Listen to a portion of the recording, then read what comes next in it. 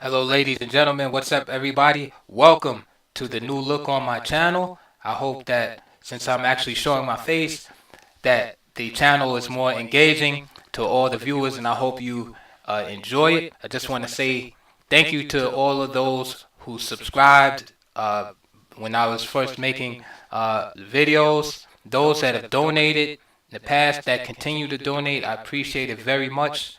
Um, Chess lessons can be very expensive if you have a coach out there. So this is, I know, saving people a lot of money, and and with that aside, it's a lot of fun. I love chess, and if you're watching this video, I'm sure you do too.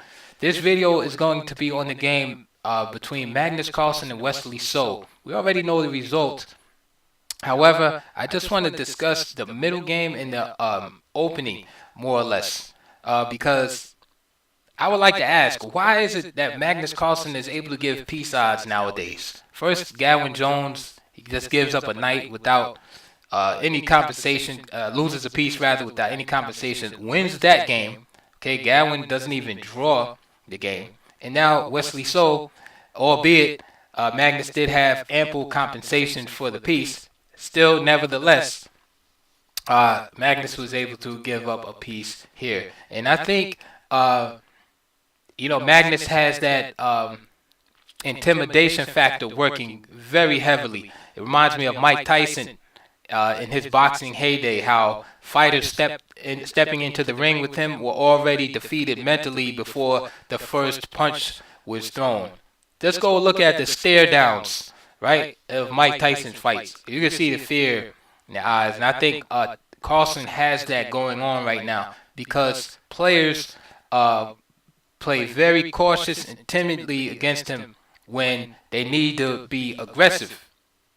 Before we go into the game, I just want to introduce you to my little setup here. To my right, I have my bodyguards in case anything goes wrong here. They're here to help me, and they're here to encourage people to donate and contribute positively to the channel. And also, your donations are tax deductible. Also, at the end of the year, for you grown-ups that are watching the channel, I know a lot of kids, younger kids watching, but so again, it's very appreciated in any type of support.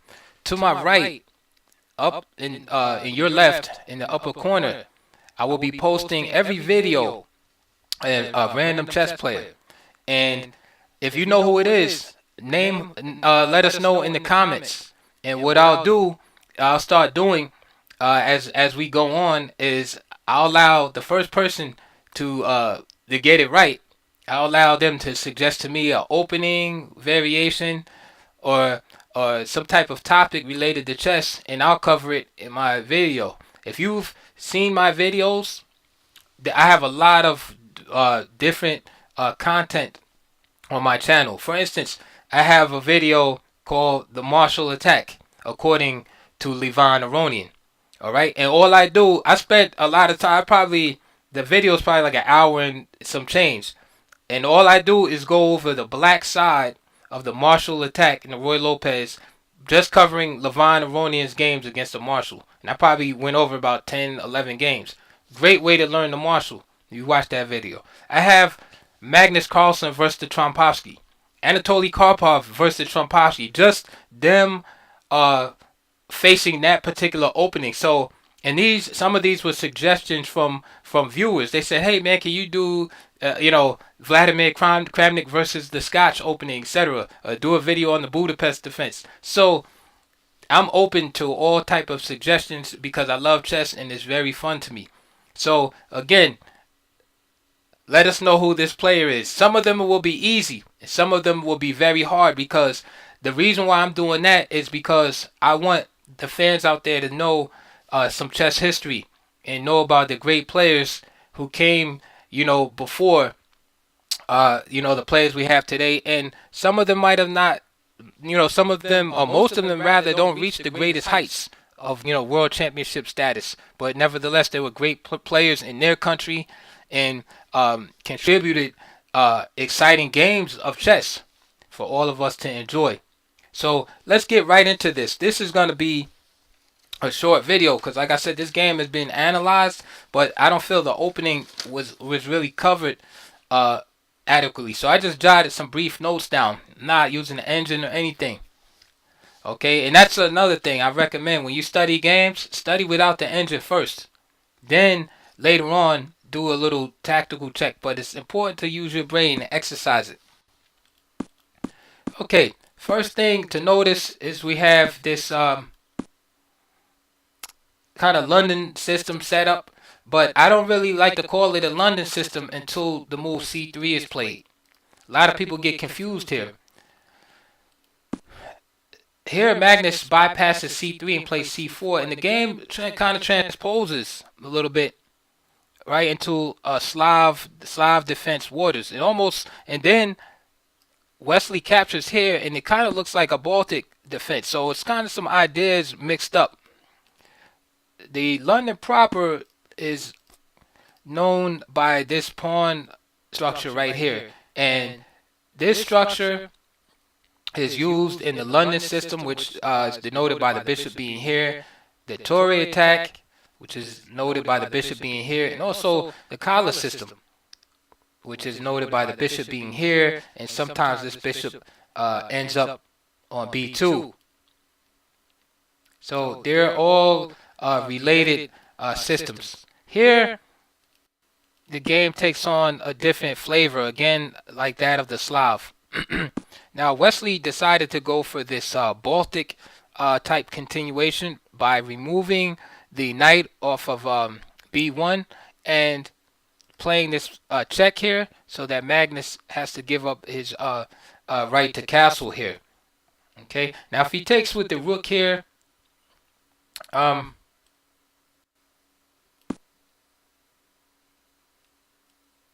check. Bishop check, and then black's only move will just be knight here. I'm sorry, white's only move would be knight there, and then this other knight comes in.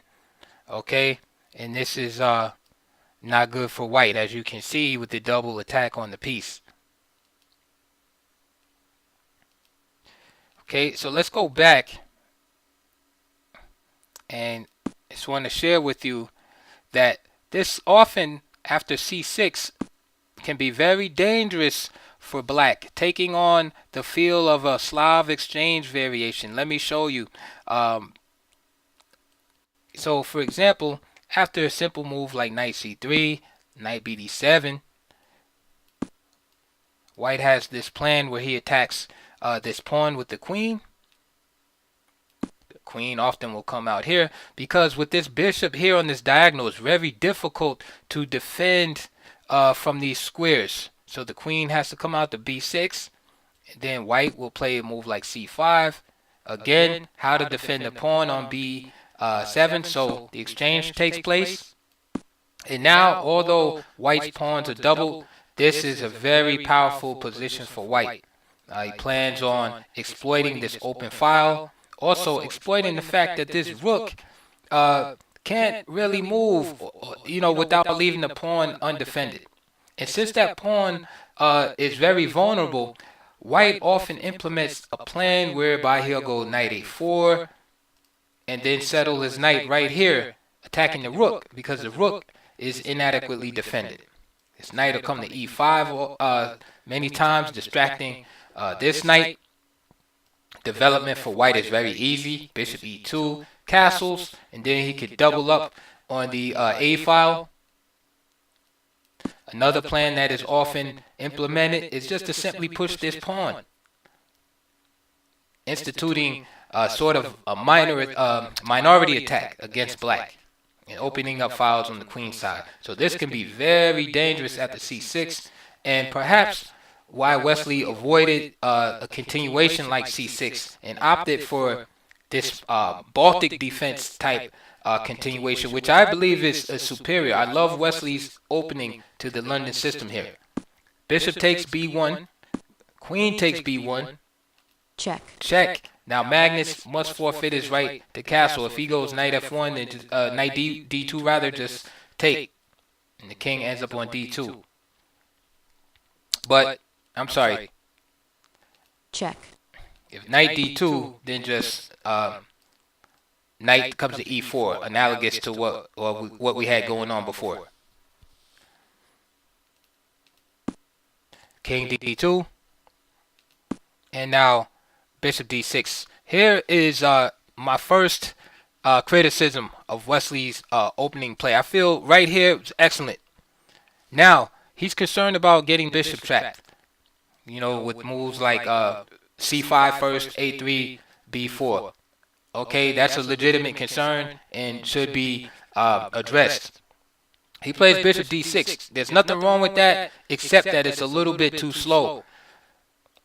We understand that the white king is in the middle of the board, so we should be trying to develop quickly and open the position. Let's not play games just because it's Magnus. Okay, let's just play chess. Let's play the position on the board. Now bishop d6 works also just because Magnus' position is a little bit, compromised with this king like that. Okay, but the only way that we can show that white's king is in a bad place is if we open up the position. So our efforts should be toward developing and opening up the position. I'll give you an example. For instance, if Wesley just plays castle here, let's say white takes some time and plays c5, and black is careless, plays knight bd7, then a3. Okay, there's a stark example of what can happen. All right, and this has happened many times, especially in speed games. However, we always search for the initiative. Knight e4, threatening this fork. White is forced to react. Queen c2, and now bishop a5, getting out of dodge. a3, c6. Bishop d3, threatening to win a pawn here. And now f5 is my recommendation, going into a good version of the stonewall defense for black. Why is it a good version? Because normally black has a bishop on c8, which is a bad bishop, and many variations of the stonewall defense revolve around improving this bishop. Whether b6 is played, whether the bishop takes this long trip in this Botvinnik variation to get to h5. Now, black doesn't even have to worry about it at all. It's already made to order. The bishop problem is no problem. It's taken care of.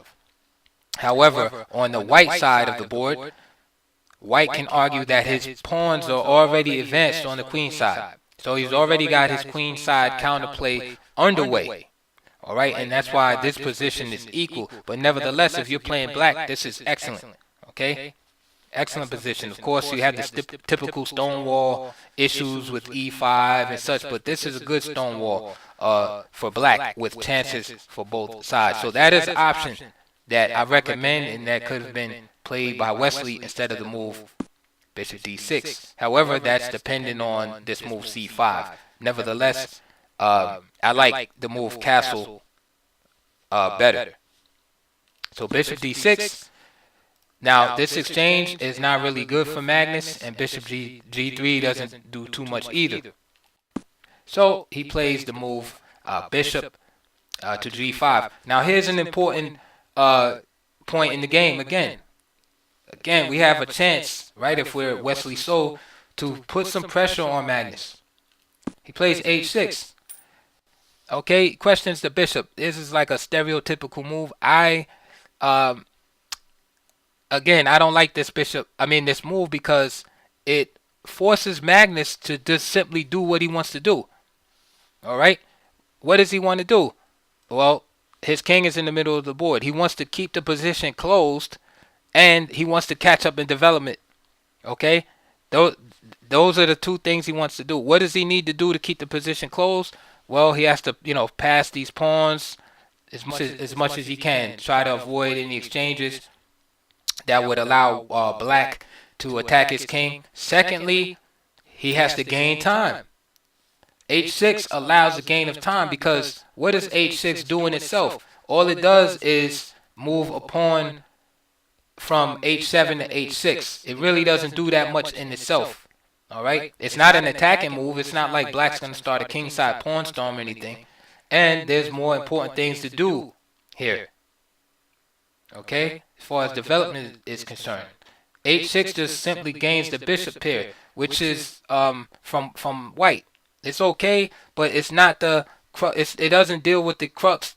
You know, the issues, the main issue in the position, which is this king in the middle of the board. Let's continue.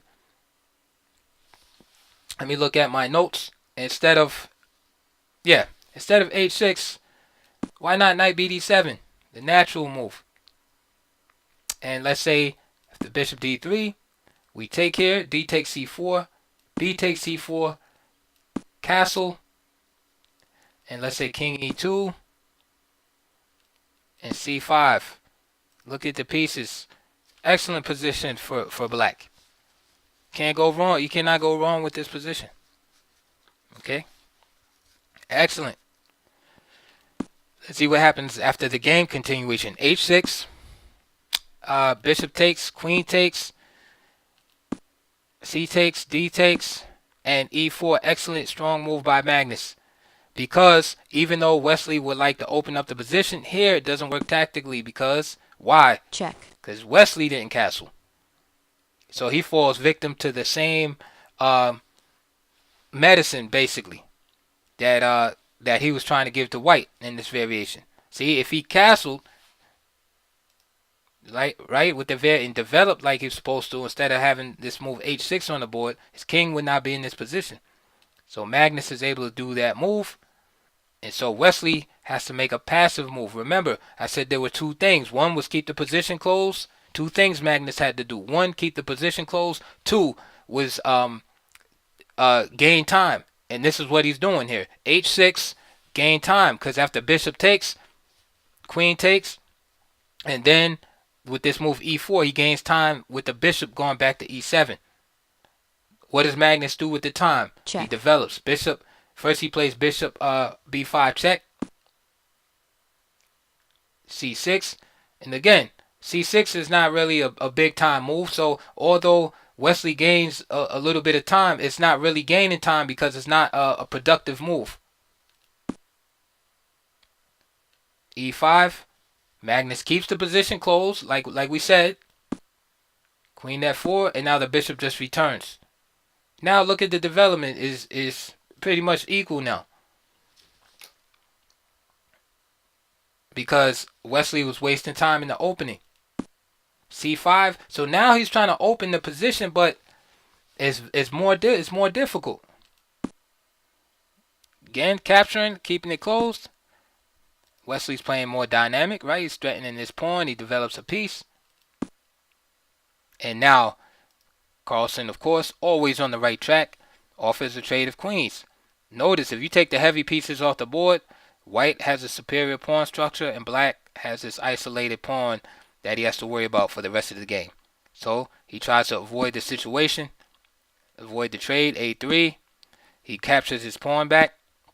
Magnus avoids this scenario right here of being thirsty to exchange queens, right, with the tempo here. And then, like, for instance, if he did this move right here, he has to worry about initiative from black. Let's say after here, for example. And let's say if he took, right, so he doesn't get the initiative from black to black, and you have to be careful about the initiative. So even though Magnus would like to trade queens, it's not the right time. So now he's prepared to trade queens. Check. Wesley plays this move. To me, this is something that it's kind of anti-positional, because again, the spirit of it is you should be trying to expose this king and keep the pieces on the board and developing all of that. To me, trading down helps Magnus, because trading down, getting to the endgame, white's gonna have a better endgame, and he's gonna benefit from having this king already pre-packaged in the center of the board. So I don't really get this strategy here. What I do understand is Wesley is kind of pawn grabbing a little bit. He realizes that he'll be able to grab this pawn, but Magnus has seen far ahead that pawn is gonna cost Wesley time, and with that time, Magnus is going to have the superior position. Always remember this statement said by the great Jose Raul Capablanca, right? Oh, it's attributed to him anyway, because you know how it is with old quotes. They say, such and such said such and such or whatever a long time ago. Then you find out somebody said it 500 years before him. But it's been attributed to Capablanca. When judging a position, it's you go position first, then material. Okay? In other words, you don't mess up your position to gain material. In a nutshell. Here it is. Knight takes by Magnus. Queen takes, and now he plays f4. Okay? Castles by Wesley. So here to me was Wesley's last shot, and here's my final note that I wrote. Instead of castling right here, why not improve this bishop? Why not being an attack, have an attacking mindset? Okay? Attack this guy. Get him. Get him. Attack. What's wrong with bishop c5? Here I give a couple of variations. Let's say Magnus goes for the queen trade again. So queen c3. Okay, you have two moves you can do here. Queen e3. King d1. Let's move the bishop back, anticipating that, and also preparing this move. And let's just say rook f1 and castle. Again, with this in mind. Good for black. Okay, is he winning? No, it's good for black though. This is how you have to play. You got to isolate a pawn. You got to play dynamically. You got to play to your strengths in a position.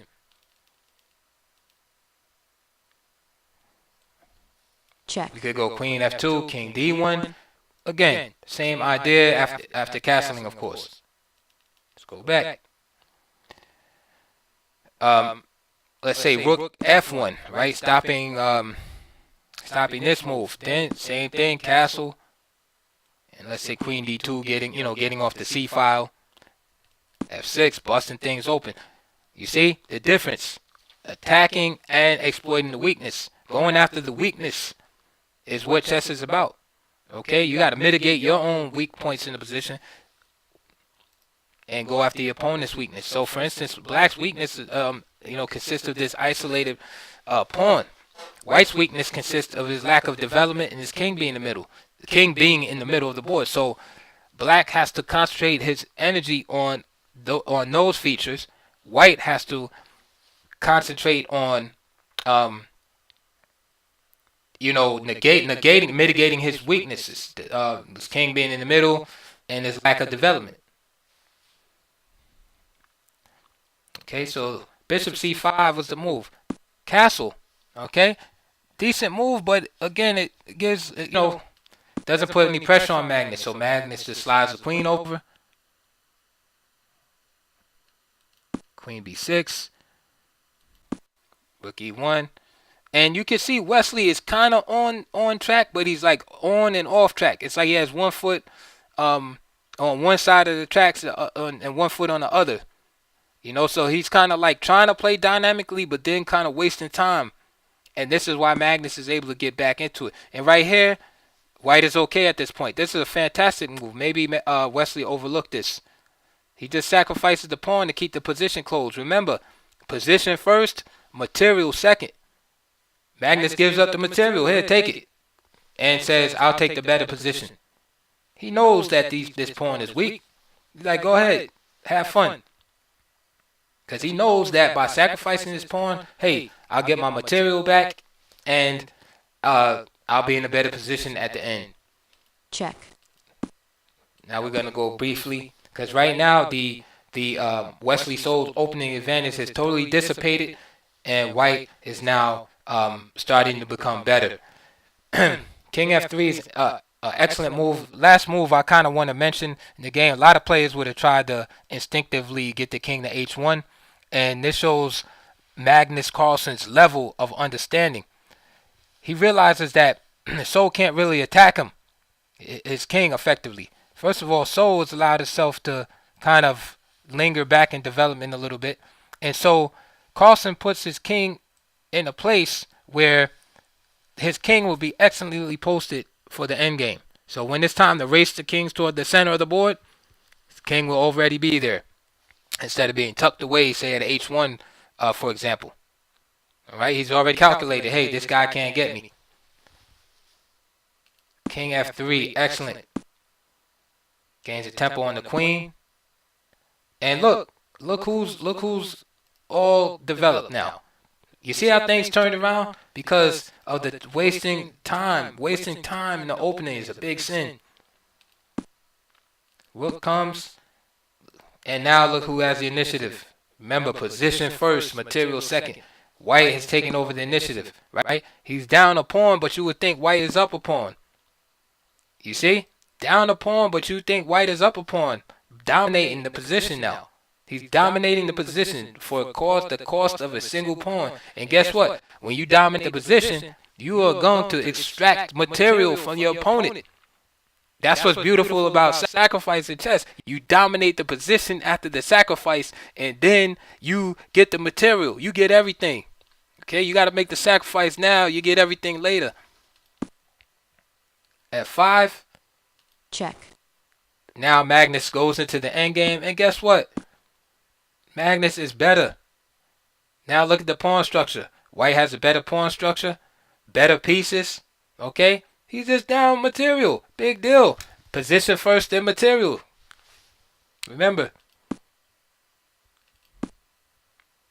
it's so now that hopes to draw. Again, superior position. The material just falls in the Magnus' hands, right? Just like melted butter. Just falls to him. Look at that. Now Magnus is up a pawn. And the rest of the game, I will leave and reserve comments on.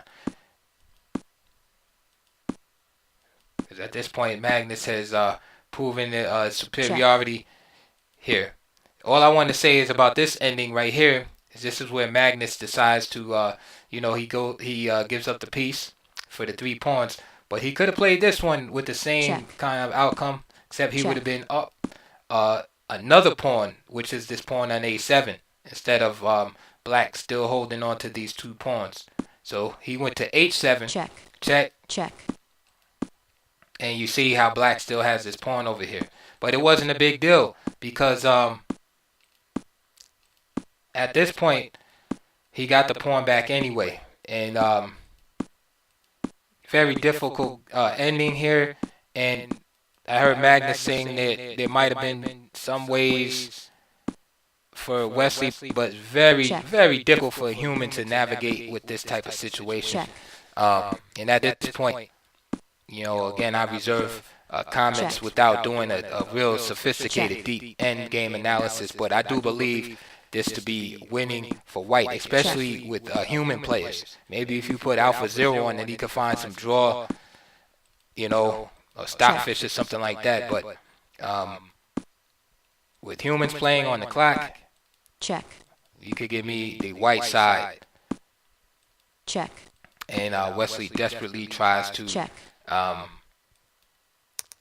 hold the game. But again, beautiful finish from Magnus with Rook takes F4. And as Yermolinsky would say, every Russian schoolboy knows that 2 connected pass pawns on the 6th rank are too much even for a mighty Rook.